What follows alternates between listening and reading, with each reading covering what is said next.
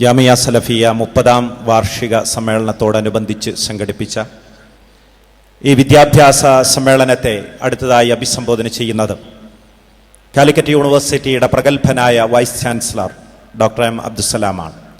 ചടുലത കൊണ്ടും കർമ്മകുശലത കൊണ്ടും ഏറെ ശ്രദ്ധേയനായ അക്കാദമിക് വിദഗ്ധൻ കൂടിയായ ഡോക്ടർ എം അബ്ദുസ്സലാമിനെ വളരെ ആദരപൂർവം ഈ വിദ്യാഭ്യാസ സമ്മേളനത്തെ അഭിസംബോധന ചെയ്യുന്നതിന് വേണ്ടി ക്ഷണിക്കുന്നു. ഈ പരിപാടിയുടെ ബഹുമാനപ്പെട്ട അധ്യക്ഷൻ MT അബ്ദുൽ സമദ് സുല്ലമി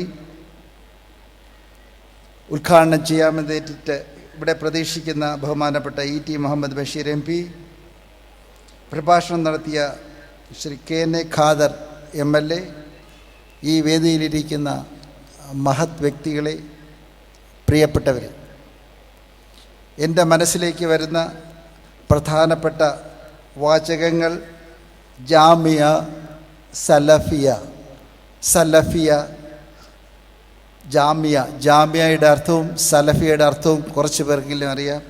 ജാമിയ എന്ന് പറഞ്ഞാൽ യൂണിവേഴ്സിറ്റി, സലഫി എന്നുള്ള അതുമായിട്ട് ബന്ധപ്പെട്ട കാര്യങ്ങൾ പഠിക്കുകയും പഠിപ്പിക്കുകയും ഒക്കെ ചെയ്യുന്ന ഒരു യൂണിവേഴ്സിറ്റി. അതിൻ്റെ വാർഷിക സമ്മേളനം, 30ാം വാർഷിക സമ്മേളനം, പിന്നെ താഴേക്ക് വന്നാൽ വിദ്യാഭ്യാസ സമ്മേളനം, അത് കഴിഞ്ഞ് ആധുനിക വിദ്യാഭ്യാസവും സാമൂഹിക പ്രതിബദ്ധതയും. ഞാൻ 3 അല്ലെങ്കിൽ 5 മിനിറ്റിനകത്ത് എനിക്ക് പറയാനുള്ള 2 കാര്യം പറഞ്ഞ് എത്രയും വേഗം ഞാൻ പോകുന്നതാണ്. എൻ്റെ മനസ്സിലൊരു വൈസ് ചാൻസലർ എന്നുള്ള നിലയിൽ എൻ്റെ മനസ്സിൽ എപ്പോഴും എന്നെ മതിക്കുന്ന അല്ലെങ്കിൽ എന്നെ അലോസരപ്പെടുത്തുന്ന ഒരു കാര്യമാണ് ഈ വിദ്യാഭ്യാസം എന്ന് പറഞ്ഞ സാധനം എന്തിനു വേണ്ടി എന്ന്. ബുക്കിൽ നോക്കിയാൽ പലതരത്തിലുള്ള ഡെഫിനിഷൻസും വായിക്കാൻ പറ്റിയിട്ടുണ്ട്. ഇതെല്ലാം വായിച്ച് കുഴഞ്ഞ് അവസാനം പല വിദ്യാഭ്യാസ വിചക്ഷണന്മാരുമൊക്കെയായി സംസാരിച്ച് അവസാനം എൻ്റെ മനസ്സിൽ ഉറച്ച് നിൽക്കുന്ന ഒരു അണ്ടർസ്റ്റാൻഡിങ്, എൻ്റെ അണ്ടർസ്റ്റാൻഡിങ് അത് ഞാൻ നിങ്ങളോട് പങ്കുവയ്ക്കുകയാണ്. വിദ്യാഭ്യാസത്തിന് പല ഡെഫിനിഷൻ, പക്ഷേ ഞാൻ കൊടുക്കുന്ന അല്ലെങ്കിൽ ഞാൻ മനസ്സിലാക്കുന്ന അല്ലെങ്കിൽ വിചക്ഷണരായ പലരും എഗ്രി ചെയ്യുന്ന ഒരു ഡെഫിനിഷൻ, വിദ്യാഭ്യാസം ഒരു പ്രോസസ്സാണ്. ആ പ്രോസസ്സ് എൻഡ് ചെയ്യുന്നത് സമൂഹത്തിലേക്ക് പറ്റിയ മനുഷ്യത്വമുള്ള മനുഷ്യരെ ഉണ്ടാക്കുന്ന ഒരു പ്രക്രിയ. ഞാൻ പറഞ്ഞ വാചകങ്ങൾ മനുഷ്യത്വമുള്ള മനുഷ്യരെ ഉണ്ടാക്കുന്ന ഒരു പ്രക്രിയ. മനുഷ്യത്വമുള്ള മനുഷ്യരെ ഉണ്ടാക്കുന്ന ഒരു പ്രക്രിയ. വിദ്യാഭ്യാസത്തിൽ ഡോക്ടർമാരെയും എഞ്ചിനീയർമാരെയും അധ്യാപകരെയും അക്കൗണ്ടൻ്റുമാരെയും ഒക്കെ പ്രതീക്ഷിക്കുന്ന അതിൻ്റെ അവസാനം മനുഷ്യത്വമുള്ള ഒരു ഡോക്ടറെയും മനുഷ്യത്വമുള്ള എഞ്ചിനീയറെയും മനുഷ്യത്വമുള്ള മനുഷ്യന്മാരെയും ഉണ്ടാക്കുന്ന പ്രക്രിയയാണ് വിദ്യാഭ്യാസം എന്ന് നിർവചിക്കാനും അത് മനസ്സിലാക്കാനും അതനുസരിച്ച് മുന്നോട്ട് പോകാനുമാണ് എനിക്കിഷ്ടം. രണ്ടാമത്തേത് സാമൂഹിക പ്രതിബദ്ധത. അത് വരണമെങ്കിൽ മനുഷ്യത്വമുള്ള മനുഷ്യന്മാരിവിടെ ഉണ്ടായില്ലെങ്കിൽ സമൂഹത്തിനോടൊരു പ്രതിബദ്ധത ഉണ്ടാവത്തില്ല. ഒരിക്കൽ ഞാൻ ഓർക്കുന്നു, വാല്യൂ സിസ്റ്റം ഉള്ള എഡ്യൂക്കേഷൻ വേണം എന്ന് ഒരു കൂട്ടം അധ്യാപകരുടെ മുന്നിൽ പ്രസംഗിച്ചപ്പോൾ ഒരു മൂലയിൽ നിന്നും ഒരു അധ്യാപകൻ എഴുന്നേറ്റ് ചോദിച്ചു, സാറേ, ഈ വാല്യൂ സിസ്റ്റം എന്ന് പറഞ്ഞാൽ എന്താണ്? അല്പം മലയാളം പറഞ്ഞു, നന്മയുള്ള വിദ്യാഭ്യാസം എന്ന് പറഞ്ഞാൽ എന്താണ്? അപ്പോൾ ആ വാക്കുകൾ കേട്ട് അത് നമ്മുടെ തലയിൽ നിന്ന് ചാടിപ്പോകുന്നതല്ലാതെ അതിൻ്റെ അർത്ഥം നമുക്ക് മനസ്സിലാകുന്നില്ല. കുറച്ചുകൂടി കൊച്ചുകുട്ടികൾക്ക് പറഞ്ഞാൽ മനസ്സിലാവുന്ന ഭാഷയിൽ ഞാൻ പറയുകയാണെങ്കിൽ, ആഹാരം കഴിച്ചുകൊണ്ടിരിക്കുമ്പോൾ അടുത്തിരിക്കുന്ന വിശക്കുന്നവനൊന്ന് കൊടുക്കുന്നത് നന്മയുള്ളവനാണ്.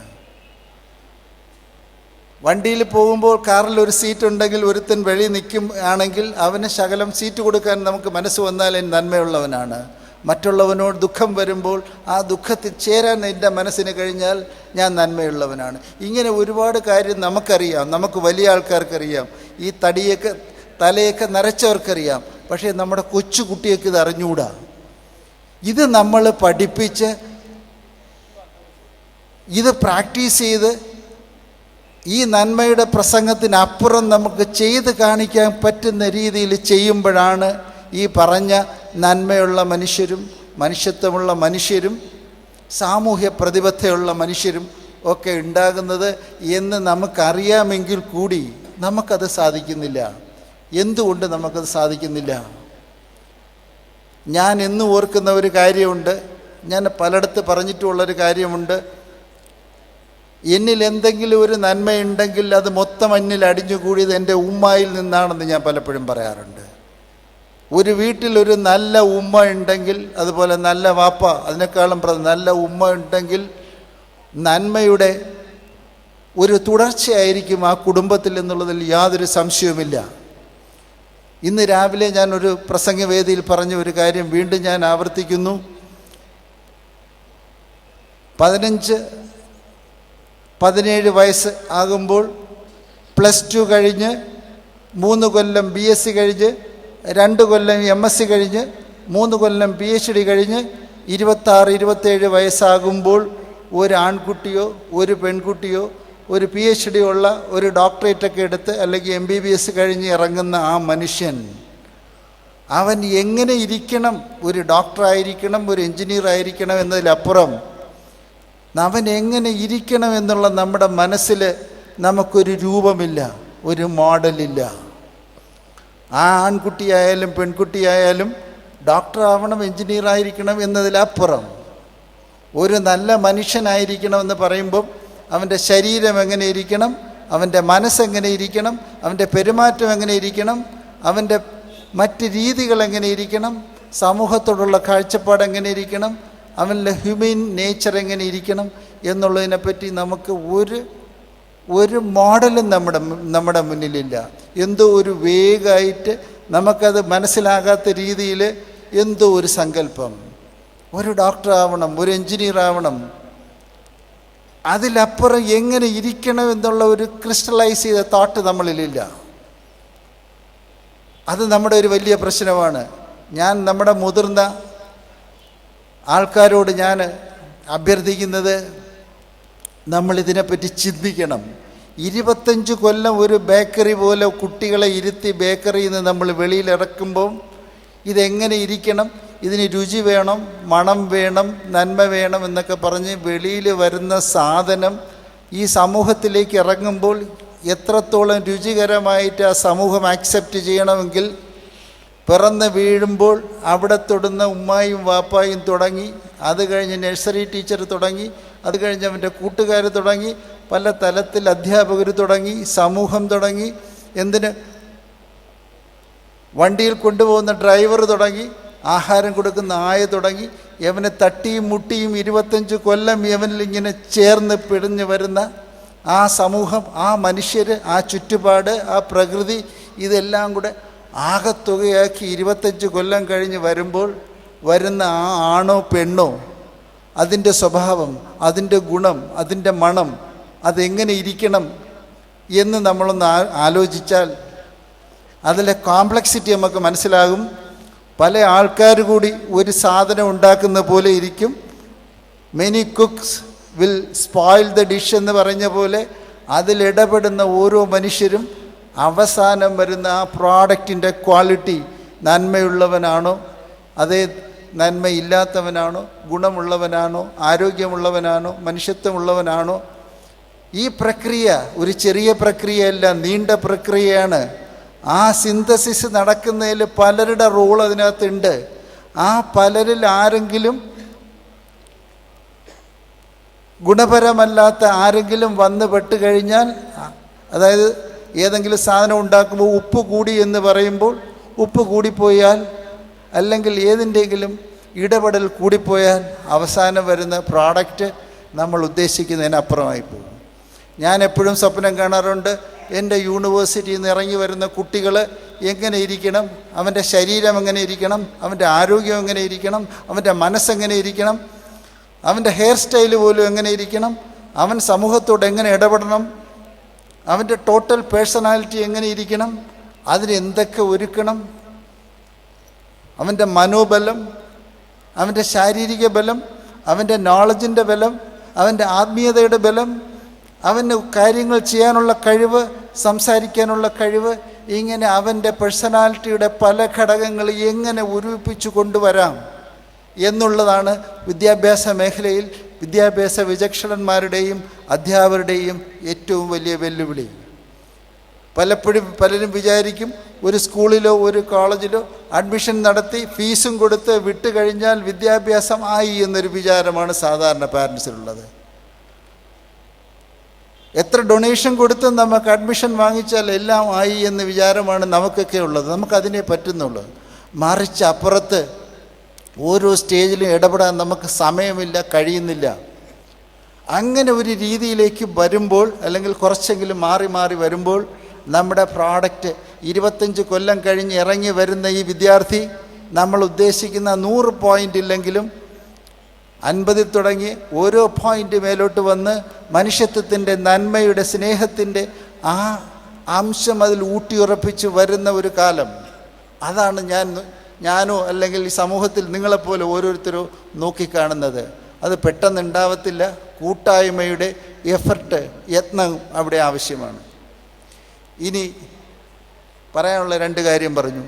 വിദ്യാഭ്യാസത്തിൻ്റെ ലക്ഷ്യം ഞാൻ പറഞ്ഞു, വിദ്യാഭ്യാസത്തിൽ നന്മയുടെ ആവശ്യം ഞാൻ പറഞ്ഞു, വിദ്യാഭ്യാസത്തിൻ്റെ ഡെഫിനിഷൻ എനിക്ക് തോന്നിയത് ഏറ്റവും നല്ല ഡെഫിനിഷൻ ഞാൻ പറഞ്ഞു. അങ്ങനെയുള്ള വിദ്യാഭ്യാസത്തിന് മാത്രമേ സമൂഹത്തിൽ പ്രതിബദ്ധത ഉള്ള ആൾക്കാരെ ഉണ്ടാക്കിയെടുക്കാൻ പറ്റുമെന്ന് ഞാൻ പറയും. രണ്ടാമത്തെ കാര്യം,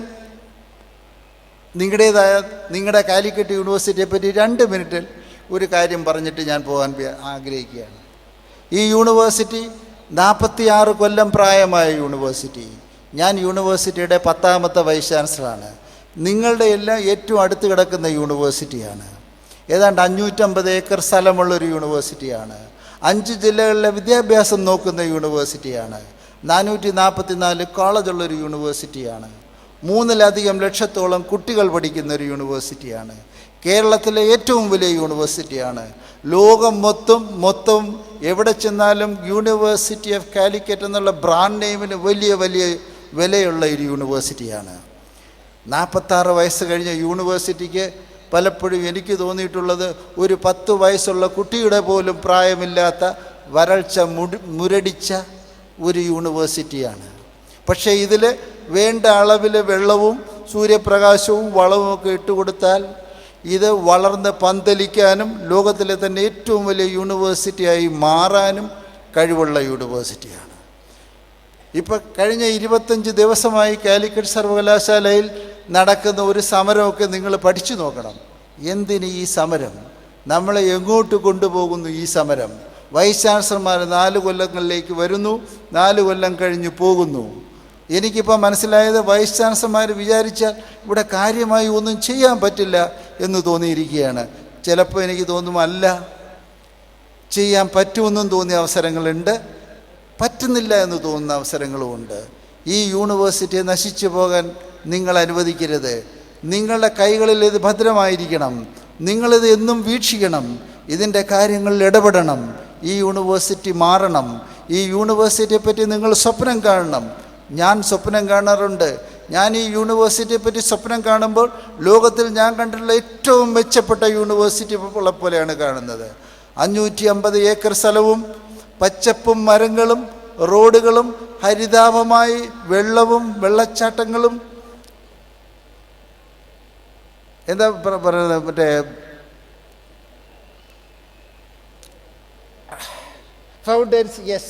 ഫൗണ്ടൻസും റോഡ്സും.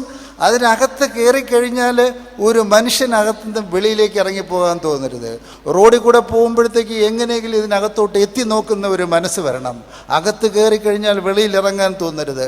അതിനകത്ത് നിറച്ചും കോൺഫറൻസ് ഹാൾസും മോസ്റ്റ് മോഡേൺ ടെക്നോളജി കൊണ്ട് ഗവേൺ ചെയ്യുന്ന ലാബുകളും ലബോറട്ടറികളും ക്ലാസ് റൂമുകളും അഡ്മിനിസ്ട്രേറ്റീവ് സെറ്റപ്പൊക്കെ ഉണ്ടാകുന്ന ഞാൻ കണ്ടിട്ടുള്ള ഏറ്റവും വലിയ യൂണിവേഴ്സിറ്റികൾ എന്നും എൻ്റെ സ്വപ്നത്തിൽ വരാറുണ്ട്.